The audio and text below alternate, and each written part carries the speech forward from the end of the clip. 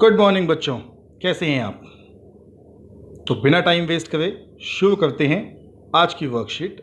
आज यानी कि 28 जुलाई 2020 क्लास 9th की जो पहली वर्कशीट आज की है वो है सोशल साइंस और आज का टॉपिक पोल साइंस का है। आज हम पढ़ेंगे कॉन्स्टिट्यूशनल डिज़ाइन के अंडर आने वाला एक topic, why do we need constitution, मतलब हमें कॉन्स्टिट्यूशन की ज़रूरत है क्यों। सबसे पहला क्वेश्चन जो आपको आपकी स्क्रीन पे दिख रहा होगा वो लिखा है व्हाट इज द कॉन्स्टिट्यूशन, मतलब ये कॉन्स्टिट्यूशन है क्या।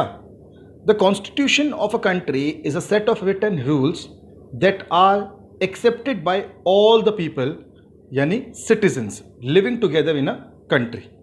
यानी कि कॉन्स्टिट्यूशन एक रूल्स का पूरा एक रूल्स की बुक है, एक सेट ऑफ रूल्स है जिसको किसी देश में रहने वाले सभी लोगों को मानना पड़ता है। अब अगर हम जैसे हिंदुस्तान में रहते हैं, इंडिया में रहते हैं, तो यहाँ के जितने भी रूल्स हैं उन सारे रूल्स एंड रेगुलेशंस को हम मानते हैं। तो हम क्योंकि हम यहाँ के कॉन्स्टिट्यूशन का पालन करते हैं। अगला है second point, constitution is the supreme law that determines the relationship among citizens and also the relationship between people and government. यानी कि कॉन्स्टिट्यूशन ही है जो हमें ऐसे लॉज देता है जिससे हमारी गवर्नमेंट के साथ और हमारा आपस में किस तरीके का रिलेशन है ये बात साफ होती है। इसी को हम कहते हैं कि ये कॉन्स्टिट्यूशन है। और अगला टॉपिक है कि why do we need constitution, हमें कॉन्स्टिट्यूशन की ज़रूरत क्यों है। तो most countries in the world need to have these basic rules so that the country is governed smoothly.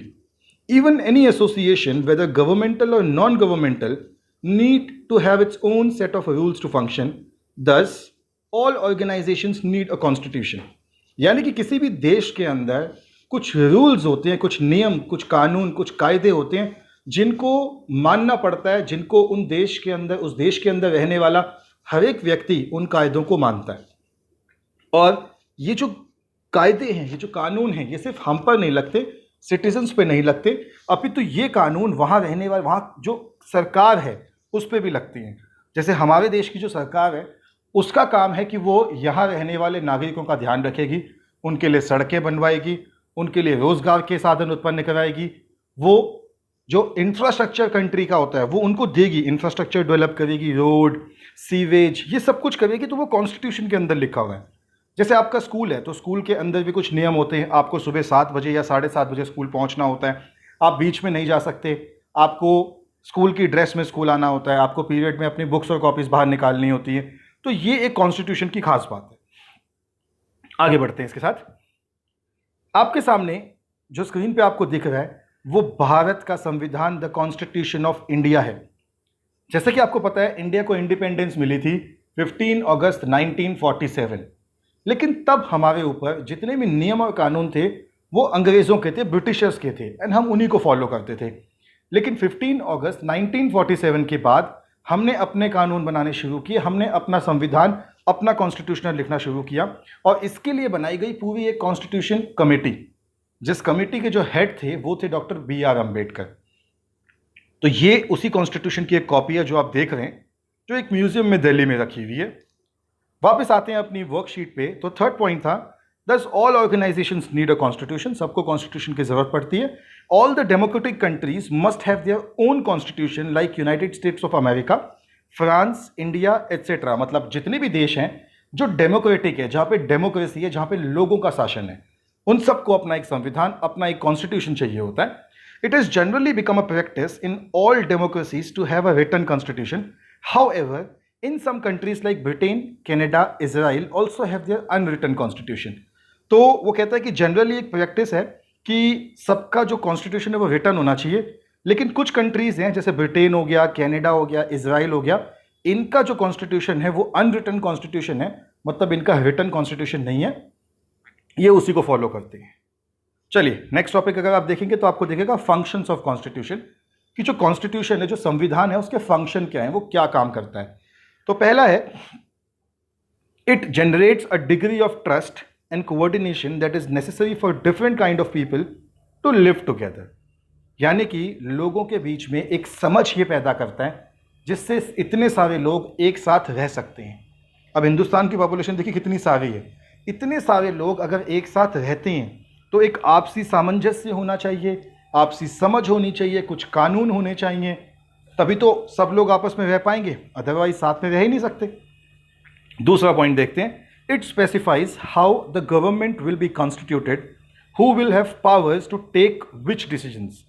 यानी कि ये भी देखता है कि गवर्नमेंट कैसे बनेगी और गवर्नमेंट की जो अलग अलग बॉडीज होंगी उनमें से किस गवर्नमेंट की बॉडी के पास क्या पावर होगी। थर्ड पॉइंट है, it lays down the limits on the powers of the government and tell us what are the rights of citizens. Constitution हमें यह भी बताता है कि गवर्नमेंट यानी कि सरकार के क्या अधिकार हैं और जो सिटीजन्स हैं, जो लोग हैं, उनके क्या काम है, उनके क्या अधिकार हैं। फोर्थ पॉइंट है, it express the aspirations of people about creating a good society. यानी कि लोगों के एस्पिरेशंस, लोगों की मन की इच्छा कि वो एक अच्छी सोसाइटी बनाना चाहते हैं, वो भी कॉन्स्टिट्यूशन से ही होता है। तो जिन जगहों का कॉन्स्टिट्यूशन अच्छा है वहाँ की सोसाइटी भी अच्छी होती है। अगर आपका कॉन्स्टिट्यूशन अच्छा नहीं है, ठीक है, तो वहाँ पर जहाँ डिक्टेटर होते हैं, जैसे राजा होता है, तो वहाँ सब चीज़ें राजा की बातें मानी जाती है, उन जगहों पर कॉन्स्टिट्यूशन यूजुअली नहीं होता। तो चलिए, हमने आज की वर्कशीट पढ़ ली है, तो क्वेश्चन आंसर्स देख लेते हैं अब।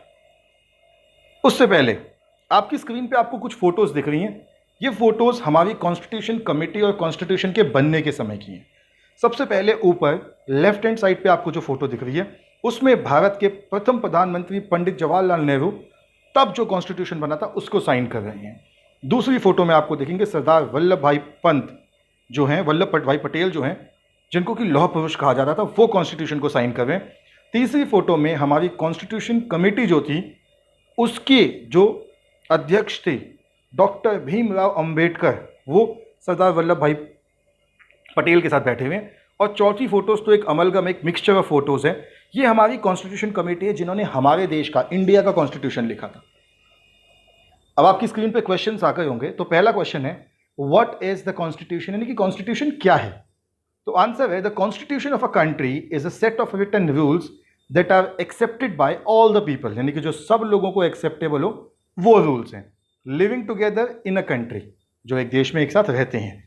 Constitution is the supreme law that determines the relationship among citizens and also relationship between the people and the government, यानी कि गवर्नमेंट और लोगों के बीच के रिलेशन को डिफाइन करता है।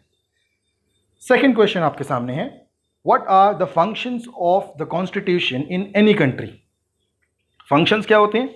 चार फंक्शंस हैं, चार पॉइंट्स हैं। Number one, it generates a degree of trust and coordination that is necessary for different kind of people to live together. Second, it specifies how the government will constitute it, who will have powers to take which decisions. Number three, it lays down the limits on the powers of the government and tell us what the rights of citizens are. Number four, it expresses the aspirations of the people about creating a good society. तो आपकी screen पे आपको question number 1 और question number 2 दिख रहा है। Screen को pause करके अपने आंसर्स नोट डाउन कर लीजिए, फिर हम आगे बढ़ते हैं। चलिए, आपने स्क्रीन पे अपने आंसर्स लिख लिए होंगे, तो थर्ड क्वेश्चन की तरफ मूव करते हैं। थर्ड क्वेश्चन है, why did democratic country adopt the constitution, कि कॉन्स्टिट्यूशन कोई डेमोक्रेटिक कंट्री क्यों अडॉप्ट करती है। आंसर है, constitution is the supreme law that determines the relationship among citizens and also relationship between government and people. Even any association, whether governmental or non-governmental, needs to have its own set of rules to function, यानी कि अपने rules चाहिए function करने के लिए। Thus, all the organizations need a constitution. इसीलिए सारी organizations को constitution चाहिए होता है। Why should people follow rules? यानी कि लोग rules को क्यों follow करते हैं?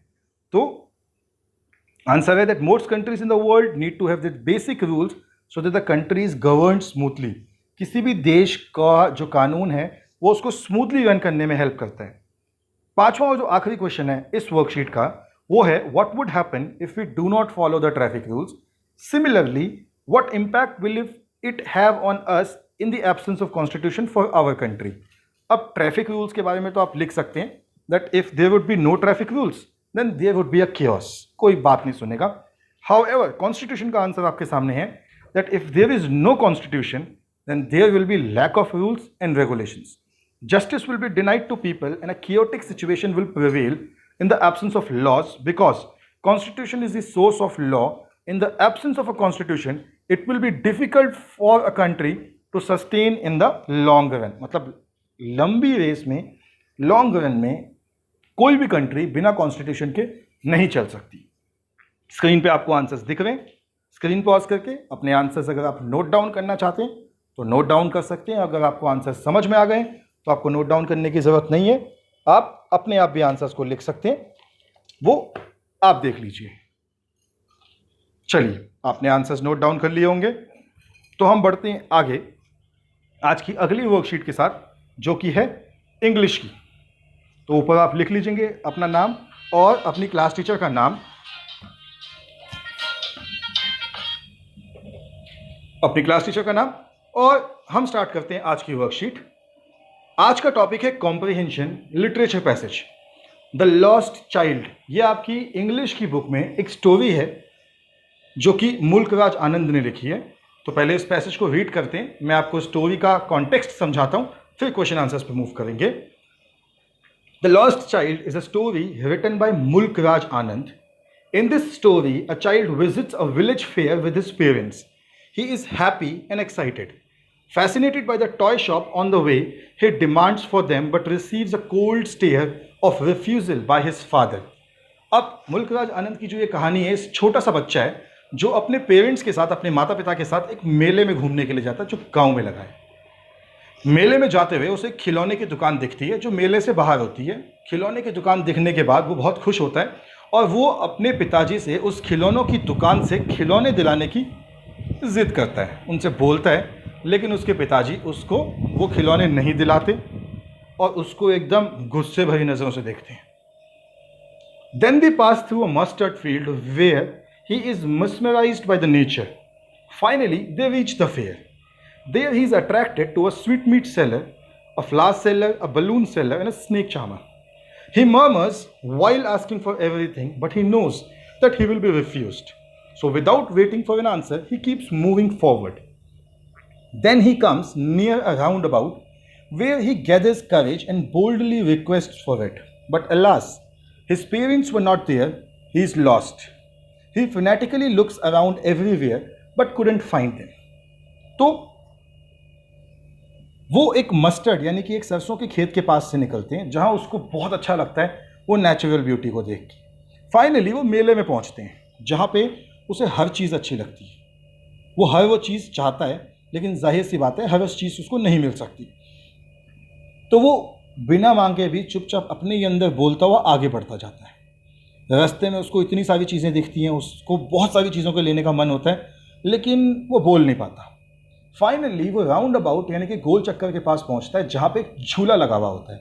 अब झूला आपके इस कॉन्टेक्स्ट में लिखा नहीं हुआ, लेकिन ओरिजिनल स्टोरी के अंदर झूला है। ओरिजिनल स्टोरी का लिंक भी मैं आपके साथ वीडियो के डिस्क्रिप्शन में दूंगा, जिसमें ओरिजिनल स्टोरी का समरी है, उसको भी आप देखिएगा तो आपको पूरी कहानी समझ में आ जाएगी। तो हम वापस आते हैं।